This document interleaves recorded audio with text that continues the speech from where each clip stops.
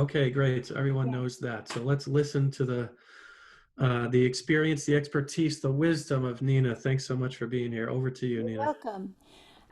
So first of all, my name is Nina Isabelle, and I'm an artist. I practice in a multidisciplinary way, which means that when I'm engaging with a project, I might wind up using photography, performance, video, sculpture, drawing, painting. I might wind up using one of those modalities, three of them, or all of them. It usually starts out that I think, oh, this is going to be a photography and video project, but then I need to build something to help me understand a concept. I need to like three-dimensionalize a concept out of form.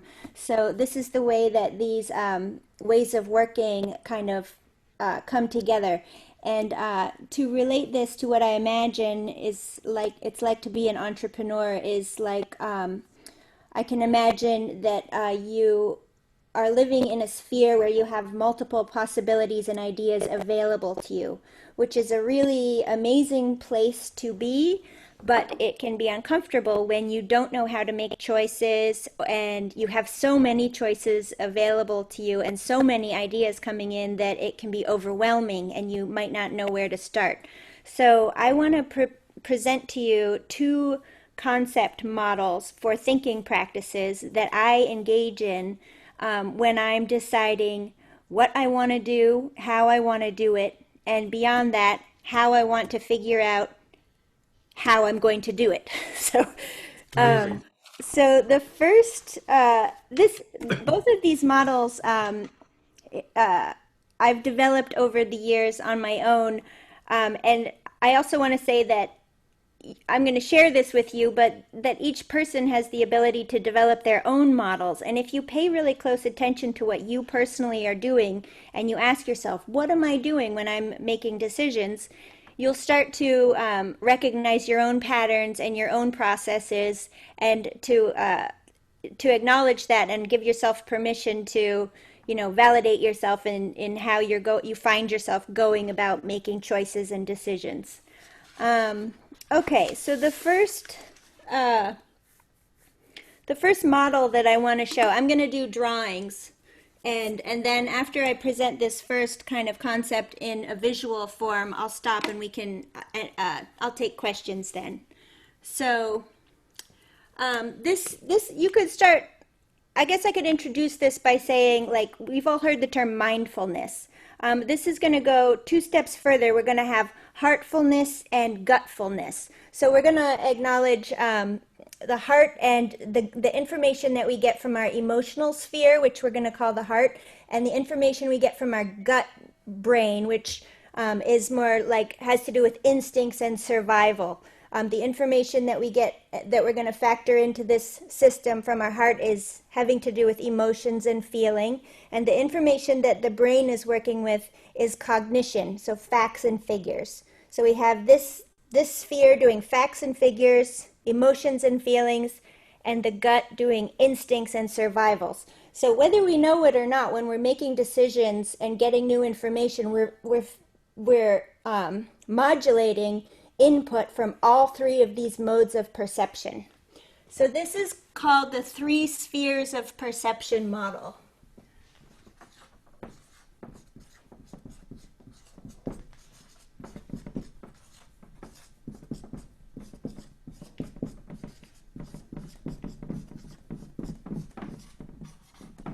Okay, so here I'm going to draw a brain as best as I can very quickly.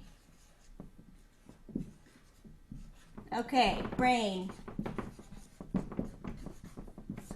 Okay, here we have a heart.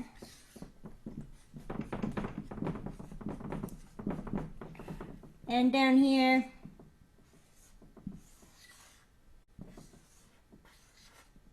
some guts.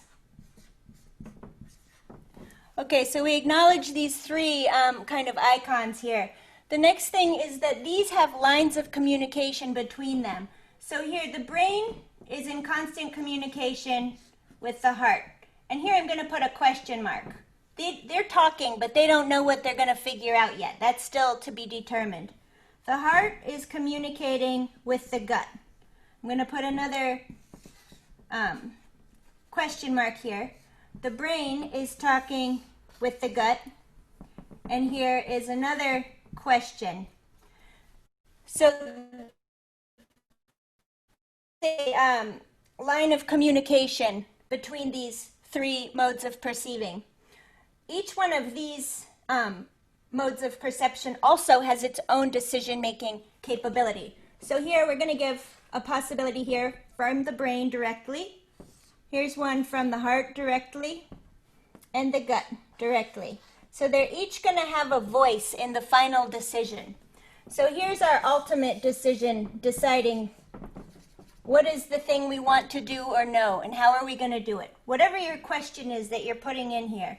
So each one of these is going to have a percentage of input into the final answer. So, does that make sense so far? Can you see is everything visible and you can read it? Okay. So, the next thing that we're going to do here, I put little question marks, but for starters, let's just try this out with simple yes or no. So I'm going to use green for yes, red for no. Let's say this is a certain decision, and the brain is calculating its facts and figures, and it's like, you know what, this doesn't make any sense. This is going to be really painful and not a good idea. So I'm going to vote no, stop. The brain says no. But the heart is like, oh, I really love this idea. I feel very strongly about it. And the guts are like, we don't know why, we just like it. So the other thing to point out on this in this diagram is that the language and information that is down here by the guts has not turned into it's not vocalizable yet. It's not linear language all the time. That doesn't happen, form into words, identifiable words, until it gets up to the brain. So these things are easy to like name and differentiate and say what they are. All of the facts and figures and cognition that the sphere of the brain is working in. The heart, we have words for these like love, fear, emotion words. The guts, we don't know. They're just instincts, like just hunches. All right, so now we kind of know where these three stand. So obviously the heart and the gut, they're both yes. So they vote yes. These two are maybe in a stalemate. Okay, so let's give them each a red and a green. Here we get a red and a green also, because these two are going to be in a stalemate. So now if we tally up everything here, we get 3 check mark, 3 green goes, 1 red X, and 2 equals. So the ultimate decision here is yes, go. Okay, does that make sense? Okay, so to try this another way, just so we can get comfortable with this, I imagine like if you think it would be fun to write down, to do your own drawing of this, and you can try it out on some of your own ideas. But you can also do this if you're more analytical.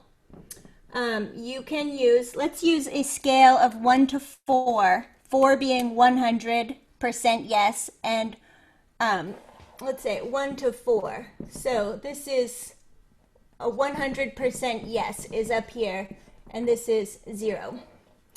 Okay, sorry, Nina, the 4 is the 100%? Yeah, so I guess 1 Okay, is great. 25%. So that's like less likely. So, all right, let's go. The brain is like, I'm feeling let's say, what did the brain feel last time? It was, it felt, the brain is really sure of this next idea. If it's 100%. The heart is feeling like a 2. The guts are having a hard time perceiving what this even is. They're not having a feeling. They're going to give it a 1. So here we average the 2 and the 1. Between the heart and the gut, we get a 1.5. Here we're going to average 4, and the 4 and the 2, we're going to get a 3. Here we're averaging 1 and 4, we get a 2.5. So if we add these all up, 4, 7, 8, 9, 10, 11, 12, 13, 14, divided by 6, what do we get?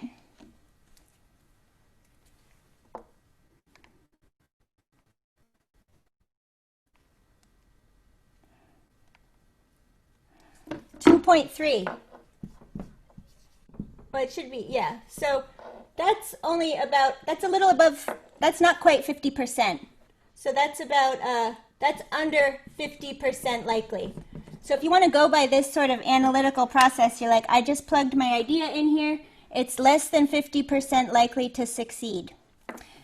So I hope that this is kind of fun and funny for you. Let's have any questions about this first process. Does anybody have any questions? No? It's like an algorithm for decision making. Yeah, I just want to say I love that you honor the existence of the gut yeah, yeah. because You have to. yeah, I feel like, and including myself, I underestimate it too much because even if the gut is 100, I'm still questioning it analytically. Well, there's some other filters that are helpful to apply here. Like, first of all, make sure that you're not tired, hungry, over caffeinated. If you want to have like your whole cognitive system, your whole sensing organism, the apparatus of your sensing body, kind of healthy and in line in order to engage with this. The next thing is for each of these decisions, there's something else that is important to apply, and that is your personal moral filter and your community ethics filter. So each time you get to one of these spheres, let's say the brain is having a hard time. I don't know. You need to apply these moral and ethical filters. And these ask questions like, is this idea destructive to self or self or others' property? Is this idea respectful of the environment? Is this idea socially responsible and inclusive? Is this idea illegal? So these are the sort of ideas, filters that need to be applied to each sphere of perception. Is it safe, healthy, not illegal? So there is one question, Nina, that came in on chat. Yeah. What if you tend to be impulsive? Mhm. I'm thinking there as a person and lead with the heart. Um, what Yeah. are your thoughts on that? I think that's a great mix for a person starting out in life. I know that you're in school right now, and there's a lot of weight being put on these cognitive spheres of perception that deal with facts and figures. But as younger people, I think we don't have a college for that gives the same sort of weight and importance to the perception and modes of understanding our gut instincts, our impulses, our hunches, just, going with our feelings that we don't really know what they're called. So if you're a person who finds yourself there, just keep going and acknowledge that that's okay. It's harder in school, I think. How many people, I'll put it out to everyone to spark conversation, how many folks are actually spending time to give themselves the time to ponder decisions like this about things that you have? Remember early on in the class, remember we talked about all those surveys that I had you fill out. How is your heart? How is your mind today? How is your body this week? Where do you go for solitude? Who's your go-to person? All that kind of stuff. It's kind of amazing actually how it's working in. And remember, 100% of you said you never take the time to even ask yourself these questions. And here you are. Nina's like bringing it up again. So even if you don't have a question, I'd love for you to share a reflection or an insight with Nina to continue to spark this conversation. Joe, I see you shaking your head there, bud. Anybody? Let's see. So the next step of this is a whole different drawing, and it has to do with the spheres of value. So ultimately, what you want to do when you're integrating this system and the next one I'm going to present is then you become familiar with these two modes of perception, and then you put them together. So this system of thinking, of process thinking, is going to, I'm going to erase it. I'm going to draw out another one that has to do with illustrating the spheres of value and how you choose and identify what's valuable to you and what's valuable to your community. And what's value and what types of value are you working with? And ultimately, both of these models have to do with helping to maximize your ability for sustainability for you personally in your career and for your ideas. So you want your ideas to to succeed and to go out into the world and to offer services and to benefit the community in ways, and that's a type of success. So you also want to maximize your own sustainability of your own energy. So like in your personal energy, these have to do with your, let's see, your physical energy. For one, it takes a lot of physical energy to be kind of swimming in a sea and being tossed and tumbled by this sea of possibilities that you are having a hard time even identifying or differentiating between so many ideas and possibilities. So that takes up a lot of energy. So being able to identify and differentiate and align yourself with ideas and possibilities saves you a bunch of energy. So we have physical energy, and that is your body strength. We have mental energy, and that has to do with your ability to have cognition, and have clarity in your thinking. We have emotional energy, which has to do with your happiness and your your emotional health. Psychic energy. So this has to do with incoming of ideas. Like, where do you get your inspiration? If you are maximizing your energy sustainability, you're protecting your energy leaking from your psychic sphere. Your psychic sphere of energy is where the machine that you have in your body that lets you get ideas. And then your primal sphere of energy, which is having to do with survival. So those are 5 ways of thinking about the energy that you're conserving just within your own body. And you can translate those similar 5 things to an idea. It's almost as if ideas are themselves, little people that you're going to grow. So the next idea is I'm going to leave 3 spheres of value are coming up.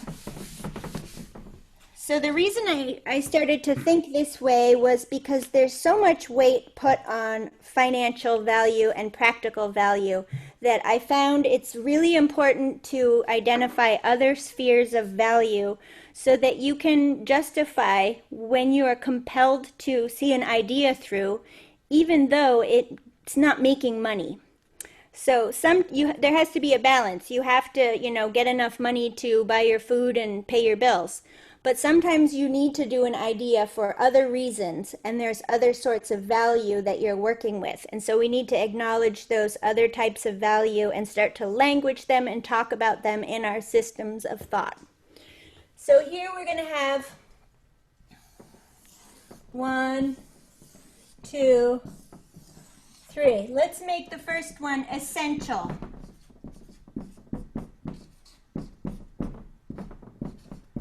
Essential value.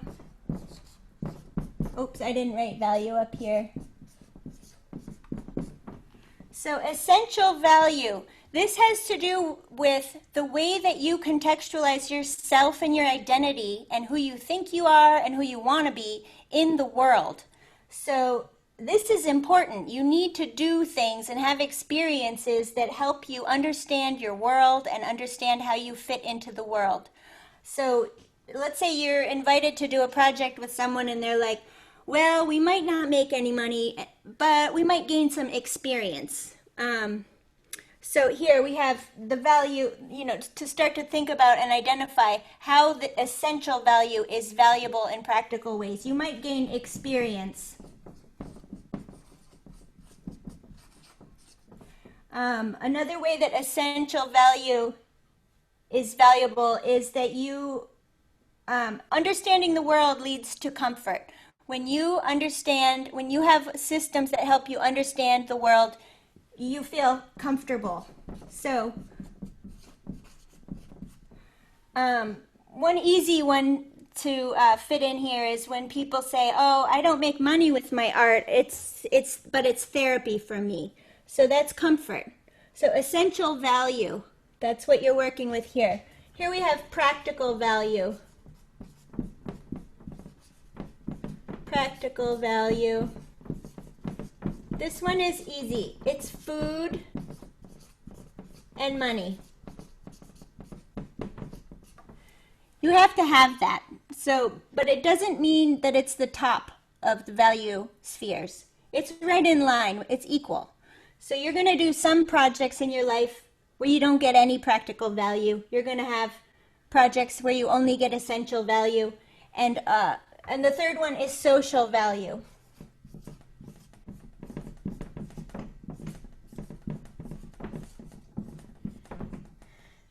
This is important because social value connects you with other people, and it connects other people with others. So the value of this social value sphere is building community.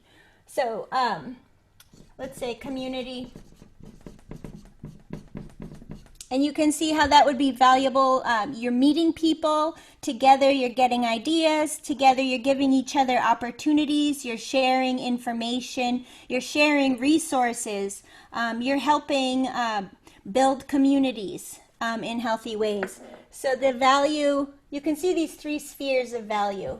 Are there any questions about these before I go on? Anybody? That makes sense to everybody? And that you can start to think about these three values when you think about what ideas you're working with and why you might do them and how they might benefit you and how they might benefit your community. So this, is it clear how you could integrate the spheres of value with the spheres of perception that we talked about? That's pretty clear. Okay. The next part is that these three bubbles, let's imagine that they have degrees of permeable and semi-permeable membranes around them. Now the ideal project, let's do a drawing here, would be, like this, right? That symbol where these three spheres right here in the middle is the perfect project. We're building social value, we're helping the community, we're making some money for everybody to buy food and pay for their bills, and we're all helping ourselves feel comfortable and understood and contextualized in the world. So that's the goal, is to kind of balance these three and to let there be that these can all communicate and share value with each other. Who's not sharing? So here, the ideal is that all three of these bubbles have their resources available to each other, right? But sometimes we are engaged in projects like volunteering, and you're not getting paid. It's a volunteer job, but you're doing this project that you're hoping to build community, and you really are compelled with this. And it's also giving you a lot of energy in order to that you're able to transform into energy that you can give back to the community. So the same thing here. When you're factoring in the spheres of value, you still need to apply your personal, moral, and community ethics filters when you're making decisions about value. What else? Yeah. So, Nina, I had a question to maybe spark something else. you talked about the energies, which really, I really that resonated with me. Do you work this into these spheres here, these Yeah. energies? Okay. Yeah, so when we had the sustainability talking about the physical organism and its energies, like maximizing those energies, is that what you mean? Yeah, and then I just, you mentioned physical, mental, emotional, psychic, primal Yeah, energies that are associated. Like you have to be energized by these spheres. That's what you're saying, yeah, right? yeah. Yeah. Okay. So ideally, you do a perfect project, you're getting a little money, you're helping your community, and you're learning, you're understanding yourself, you're getting experience, and you're learning new things about the world and how to go about being in it. So that's the ideal project. Um, but along the way, you're going to do a lot of projects where you only get social value, or your job that you have to take, where you have to park cars in the parking garage for 8 hours a day. It doesn't give you any of these social value or essential value, but you got to do it. So, um, so in order to counterbalance that, you got to be engaged in some volunteering also, or your all of your energies are just going to go down the tubes. You're going to burn out basically. So when I'm talking about sustainability, I'm talking about like your life, the span of your life. Like what are you going to Oh, be able to do to make it through your whole life and still maintain energy? So, you might start out thinking, "Oh, I'm going to do this job and this project, and then because I'm going to get rich, I need to make a lot of money." And then, by the time you're 35, you're like totally burnt out and you hate it and you have a midlife crisis. So, from the beginning, where you all are, start off thinking sustainability. What's going to sustain you is what enlivens you, what makes you excited. So you got to have energy. Like when you're thinking of an idea, what makes you excited? Go with that. Yeah. God. You know, you're actually bringing together a lot of what we discussed in this class so far. Um, Melanie Weinberger, everybody, right? Classmates. How much money did she have in her bank account? Remember when she talked about this in the TED Talk? There's $14. $14 she had in her bank account. She was still going, still was trying to figure it out. Do you think she was energized by that? No, right? However, she was completely energized by trying to help human resources officers work, to work with them to make their employees better, right? Because her whole startup was about corporate embodying wellness in corporate, right? And it just never wasn't prioritized. So I think what Nina is saying is, yeah, Melanie was completely energized by the mission of the organization, but it wasn't leading her anywhere. She couldn't follow that. It wasn't enlivening her literally like on her table at night. And then the second thing is just to highlight everybody is that I'm excited about was what Nina just said, that sustainability is to make it through life. How many years did we talk about that when you come up with an idea, if it really works, how many years will it impact? Does anyone remember that lecture? Well, we talked about how it affects like 400 years because it starts from before and then like the next generation follows and follows. Yeah, so Nina, if you have any thoughts, I'm just trying to give everyone the context again to remind them. We talk about that entrepreneurship is really about what I call the 400-year line. 200 Mhm. years of your grandparents and great grandparents and everything shaped you.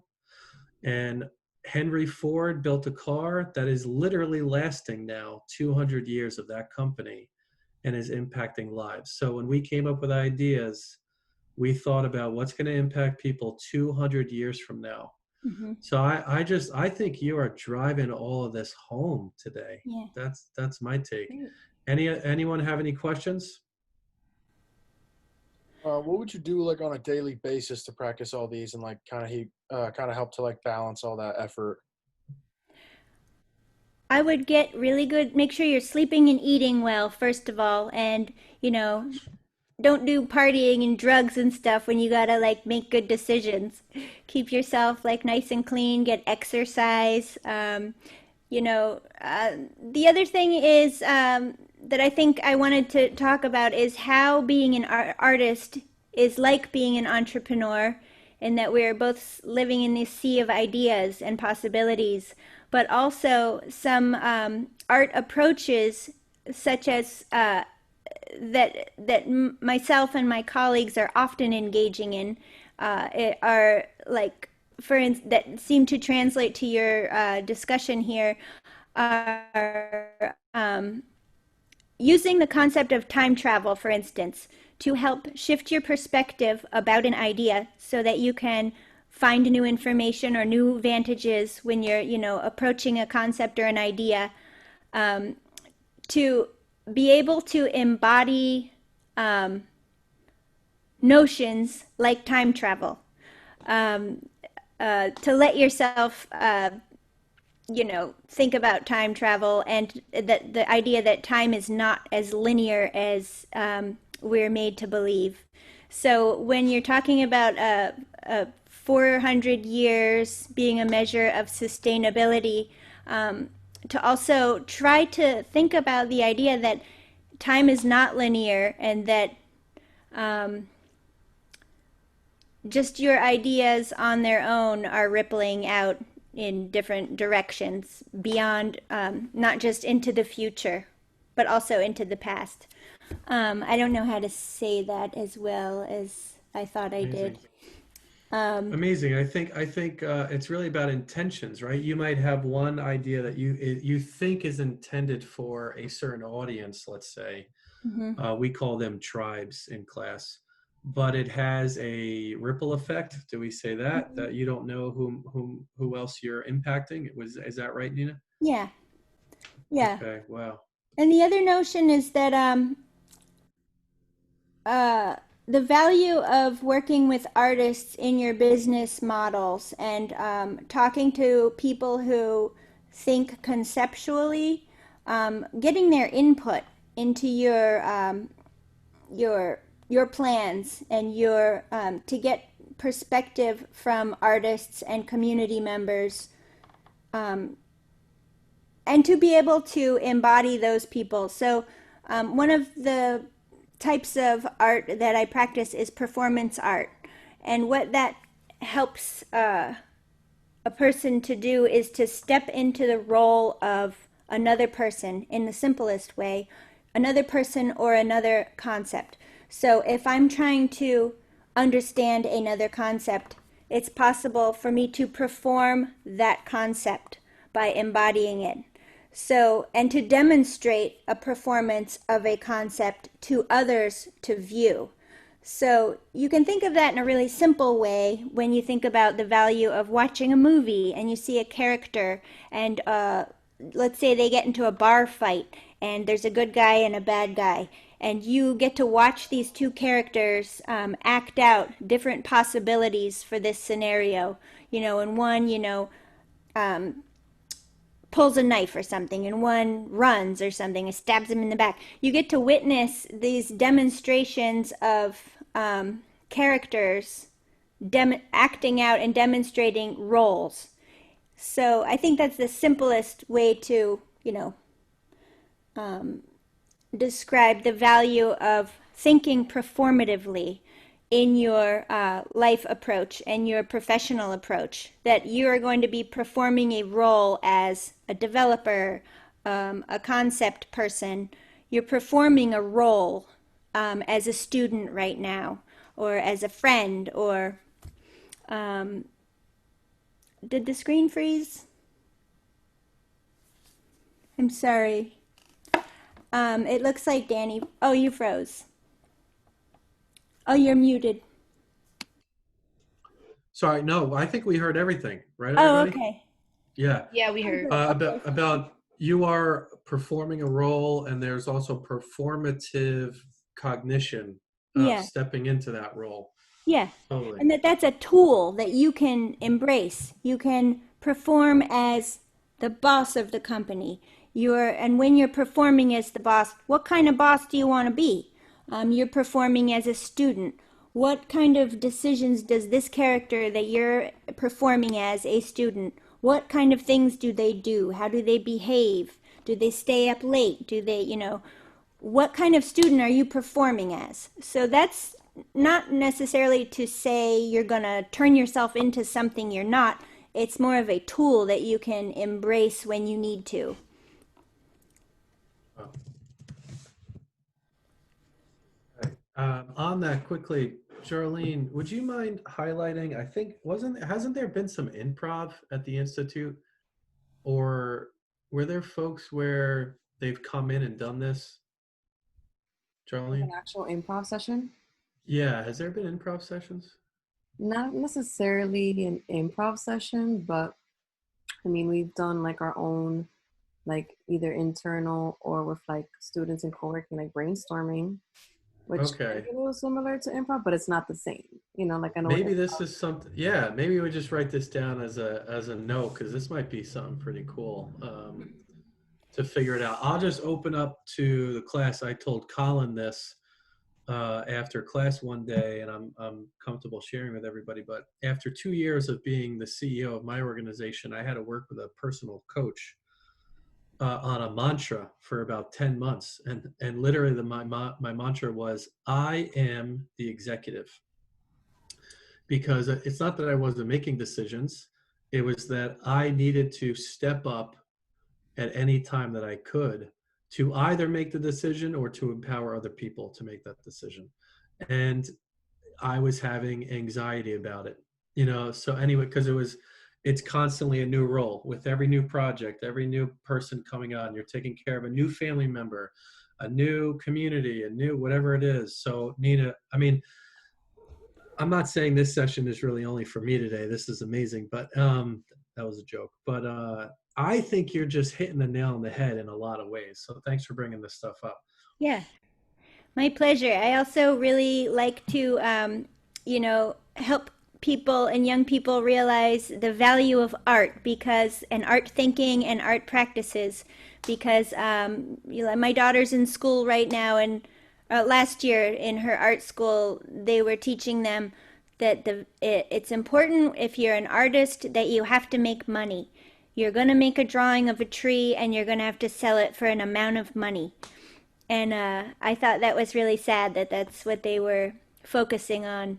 That's it. That's not just the gist of it. There's a lot more value in art thinking and art practices than making money. That it can benefit a lot of other spheres of professional spheres.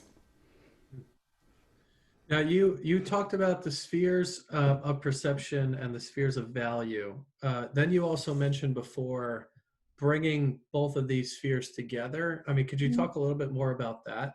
Yeah, if we were to go back to the brain, heart, gut decision making, let's say that let's say that you use the brain, heart, the spheres of perception model, but your question mark is, should I do this volunteer job? Or so your question to the input of the perception model is about a sphere of value. So does that make sense? We could do another drawing. I could give it a whirl. It will be totally improving here, but let's do it. Let's do it. And once again, so everyone knows, those spheres of value are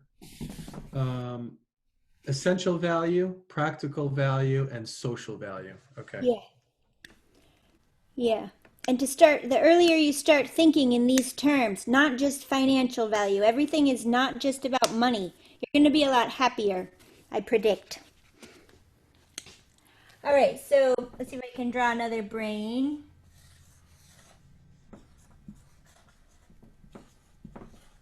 Here's the brain, heart,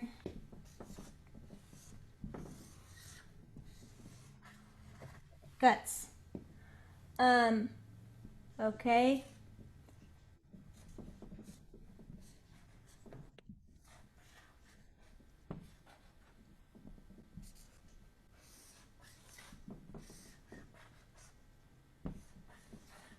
Oh, I don't want those next to each other.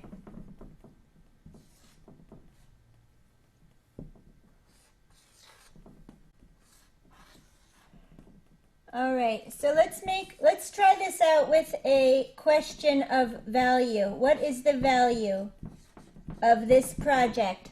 I mean, why don't we work with something that's typical of like what you might be working with, or like give me an example of something that, like an idea that you're wanting to figure out if you should do it and what's the value of doing this idea.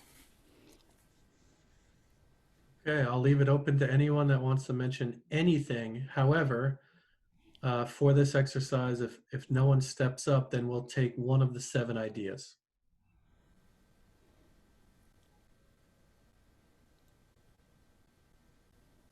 Does anyone want to, any one of the 7 ideas? Any team want to go? This is a I'm good. doing a nonprofit organization to help previous foster kids who just got out the system, like creating a home and community for them. So it'll be like like a apartment building, and we just let them live there until they are financially stable and they're mentally ready to go into the real world. So yeah. Okay, so you want to decide whether to do this project or not to do this project. Is that what we're putting into the machine? Yeah. Yeah. Okay. All right, so first let's decide what kind of values can we identify in this project? And let's give those each a percentage. So let's say Yeah, and let's not, Jabershi does not need to be the only person shouting out here. Anyone that wants to just pop in. and let's say let's try to list a few examples of how building this facility that's going to house foster children and give them support, how it fits into each of these, and practical. Okay, so how is this a social project? Who does it benefit socially? It benefits orphans who just got out of foster care at the age of 18 who have nowhere to go.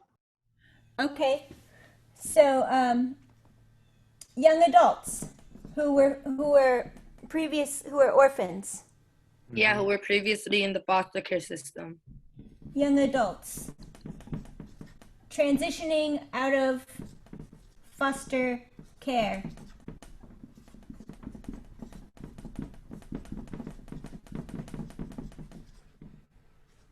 Is that right? Yeah, that is. Yep. Okay, so here's who it's benefiting socially. What's the essential value of this?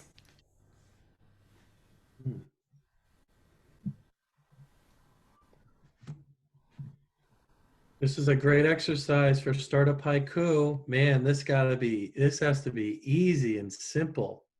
Anybody have an idea here? It's giving the former foster kids a place of comfort. Yes, yes, giving displaced children comfort. And the other one was experience that you talked about, Nina, right? So Jabershi, you want folks to learn a skill or talent when they're in, or what? Train for a job? What else do you want? Comfort.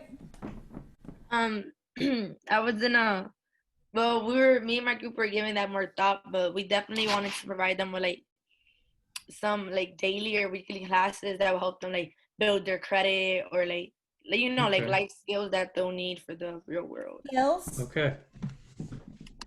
You're giving them comfort, skills, And yeah. like building a community, since like they just left the foster care system. We want them to not feel alone and feel like Yep, there's comfort, and here's their community. Let's say.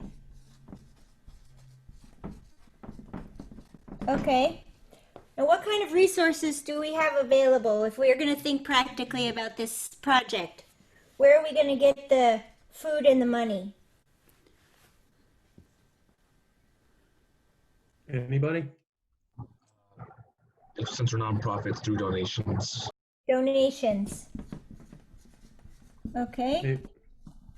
Maybe grants. Grants. Or sponsors. Yep. Okay, thanks, Marley. Sponsors.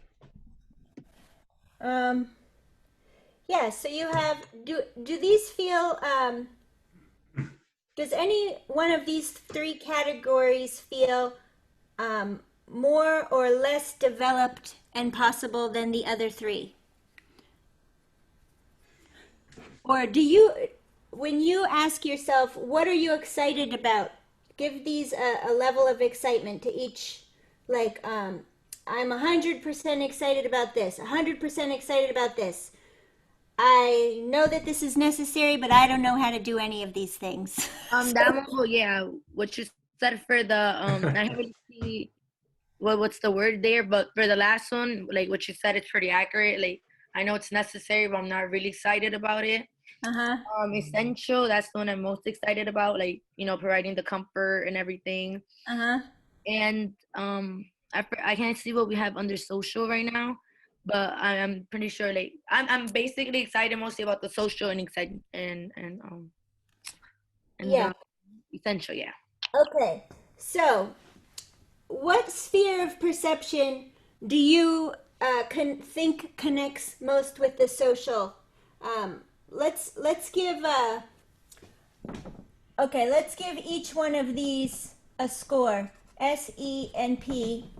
And here the heart, S, E, and P. S, E, and P. Social, essential, perception. Okay.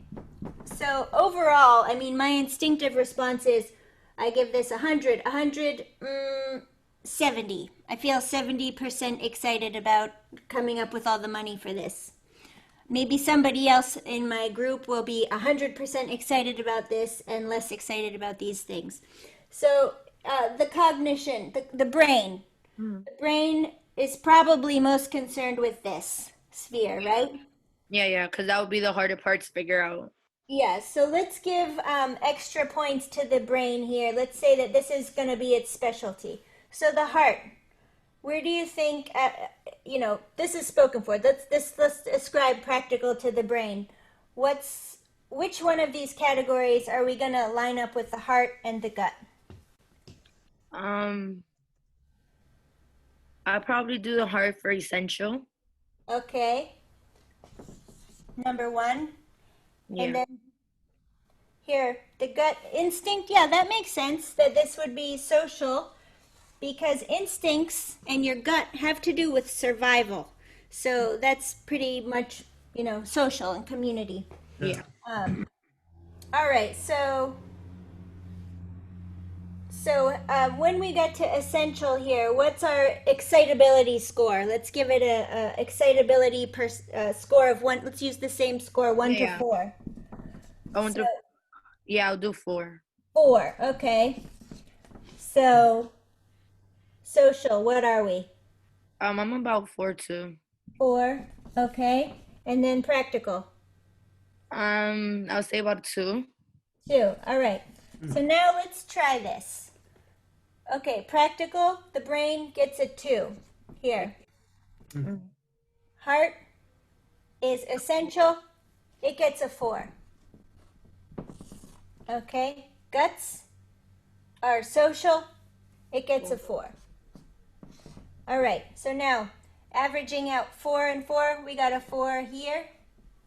We're averaging out a 2 and a 4 here, we get a 3.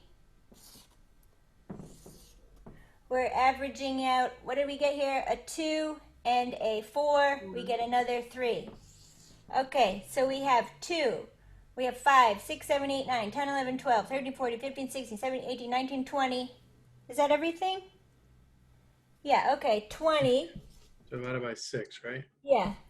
What do we have? 3.3. Like 3. 3.3. Hey, that is over 50%.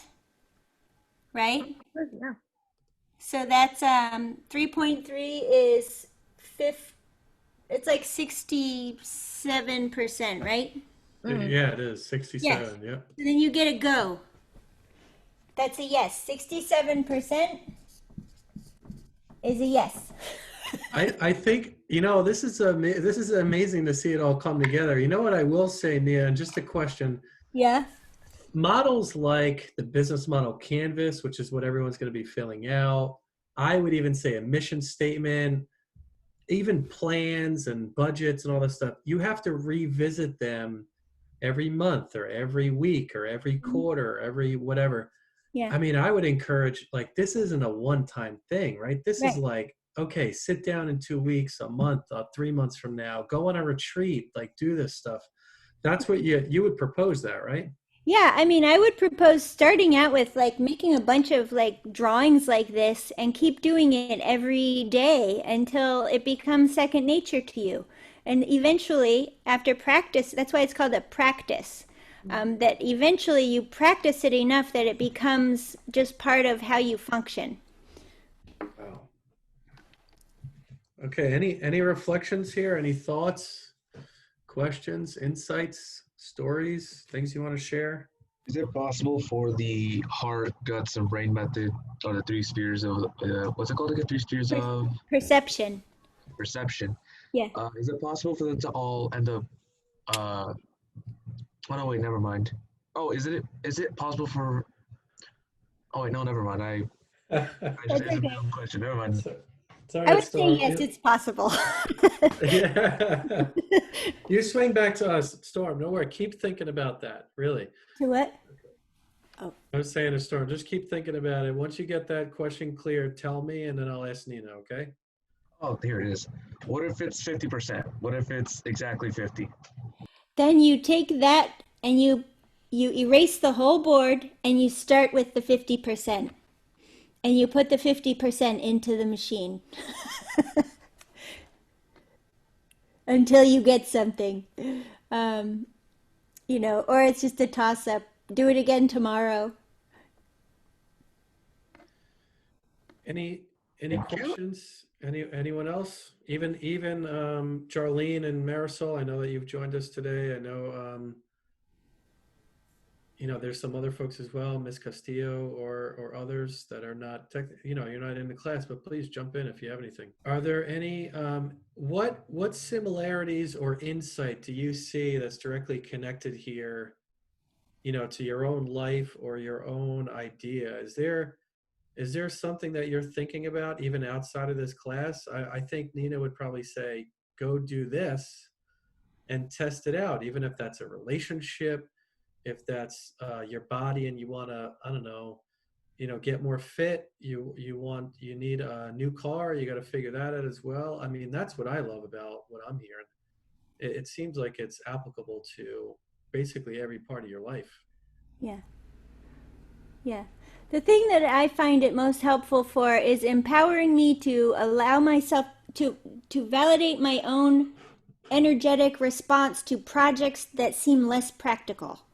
I can find value in things and I can justify things that way, that give me a lot of like opportunities, understanding, just help me feel like I've resolved problems. That you can't buy those things with practical value, but you can solve them in other ways. So. It's interesting. When you were doing like the head and I mean like the gut and all of that, like it reminds me a little bit of, have you ever heard of head heart hustle? Uh-uh. So, the idea is it's almost like that, it's an exercise workshop too. But basically, with your head, it's like, what are your strengths, what do you know? What's easy for you to kind of like pick up, what skills you have, what would other people say you're good at? Your heart, it's like what makes your heart beat, like what makes you like find joy in what you do, what feels like like it's a part of like your values, what like ignites you kind of thing. Mm-hmm. And then like hustle, it's kind of bridging together that like what you love and then what you're good at. So it's kind of similar in that sense of the things that you were talking about. But then with the hustle, it's like how can you marry the two? And Yeah. then it becomes like your hustle based on like your head and your heart. Yeah. Yeah, that's good. As we start to wrap up, actually, Nina, I was going to ask because we have about 10 minutes left. Can you finish with part of your story and one project that I think, based on what I know about it, it's bringing a lot of these spheres together. So I'm going to share my screen, and you can see the 10,000 objectives. Oh yeah. And the I think it was like 50 artists or something like that that you said.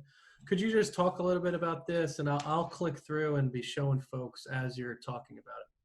Yeah, so this was a project that I was approached by some people to do, that we all decided to do in action over the span of the equinox. I forget the exact day, but it was in the last spring equinox. So while I was doing this action of building 1,000 pinch pots out of clay in a span of 4 hours, And here's one, right?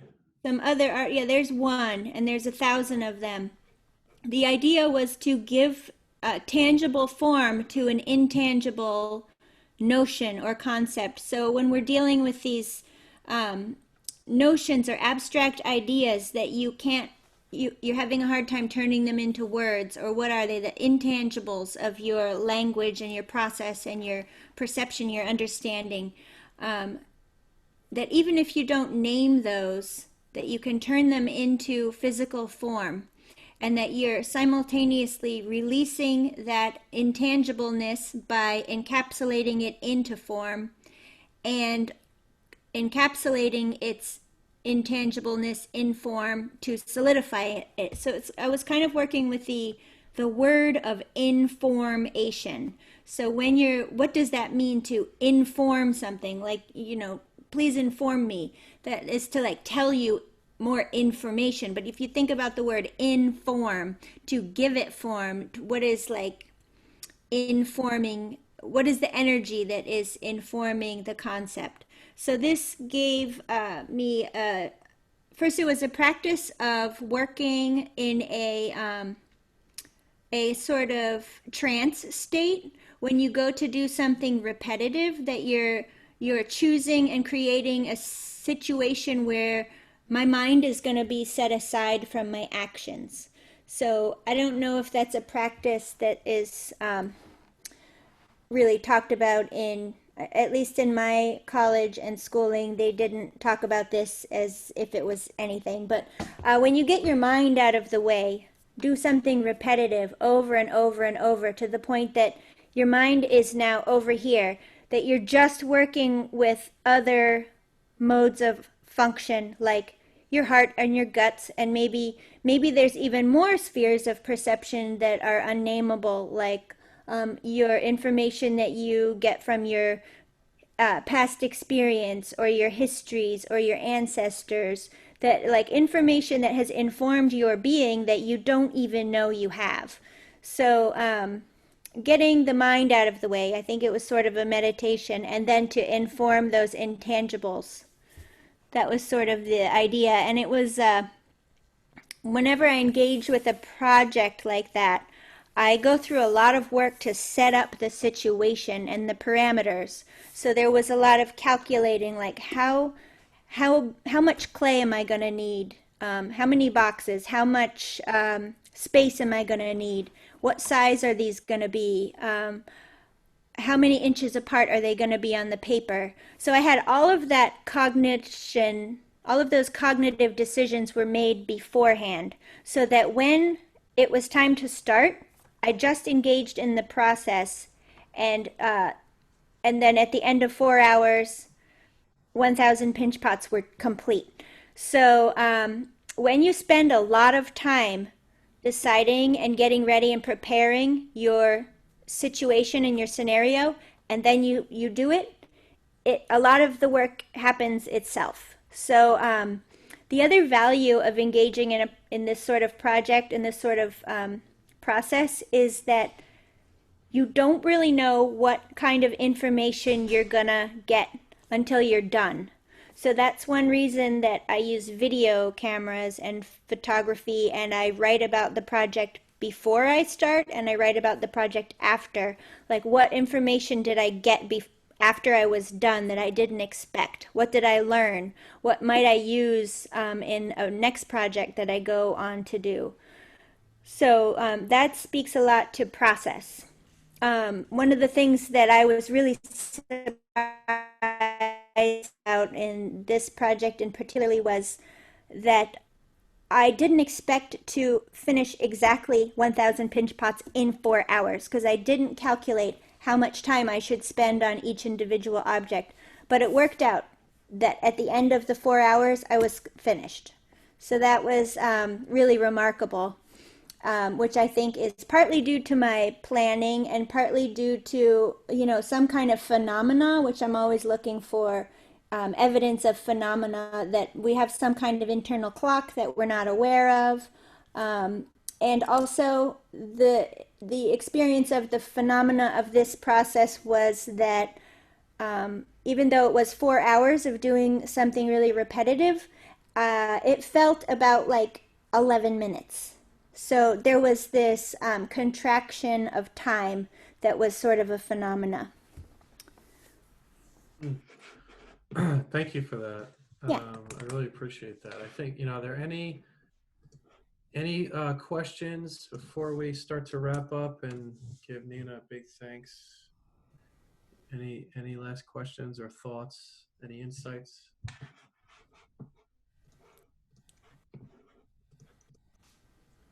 I wanted to share one other thing as we wrap up. I was searching for it because I forgot the name of it, but this is called. Can you see my body graph here? Mm-hmm. Okay, so this is a lot of kind of what Nina was starting to touch on with the sort of the mind and the heart and the gut, and there's all this sort of algorithmic chemistry, numerical sort of concepts here. The reason why I'm bringing this up is this is not if it comes off, if let me say it this way. I grew up in Yonkers, New York, right? I was in a major city, one top five, in slightly somewhat of a little rough neighborhood. And growing up, I would think this is all really soft. By the time I got to Iona and I was a freshman, I would think this is like hippie stuff, and all of this qualitative stuff and this soft emotional stuff and heart and mind and psychic stuff. But now I am so into everything Nina was talking about and this, and it's just a validation. I wanted to show you that human resources officers are now using these types of tests, personality tests, and I could send you a list of companies in corporate that use my body graph and other forms of this, mind, heart, and gut, maybe even like this spirit stuff, to understand what people are doing and how they're thinking and how they're being in cultures, in work. So it's not only just for today's session. This is beyond, it's beyond today. It's in the market, let's say. That everything we talked about today, people are studying and analyzing. If you look up, and I won't show it, but I'll share it in the Slack channel that we have. If you look up Ray Dalio, Dalio, who wrote Principles, he ran Bridgewater, which is the #1 hedge fund in the world, has the most money, what they call assets under management, AUM. He keeps what he calls a baseball card on every employee. You know what it's made up of? Mind, heart, body, and then also all their work, all the data associated with their work. So at any time, they can pull the baseball card and say, maybe Danny's having a bad day because look at it, he's an empath. So he's overthinking things, and he's high on relationships, but like he thinks he's underperforming. So he really gets on himself. Like these are literally things on employment baseball cards. We could talk about the privacy issue another time. However, everything that Nina talked about today is actually being, let's say, implemented into strategies and operations with companies more and more and more than ever before. So tapping into yourself, don't be Danny Pataki freshman at Iona College when my mindset at that point. And I'm happy to talk with everyone about that offline with class. But Nina, you really brought it full circle for me. And I think you spoke directly to entrepreneurship and a lot of wellness that is completely missing from this 24/7 grind, give up everything mentality. I actually thought your talk today was also a critique, a contrarian viewpoint on what's still happening and being talked about in the industry. So, on many levels, I want to thank you for coming and diving in with us today. We all really appreciate this. Good. You're welcome. It was my Yeah. pleasure.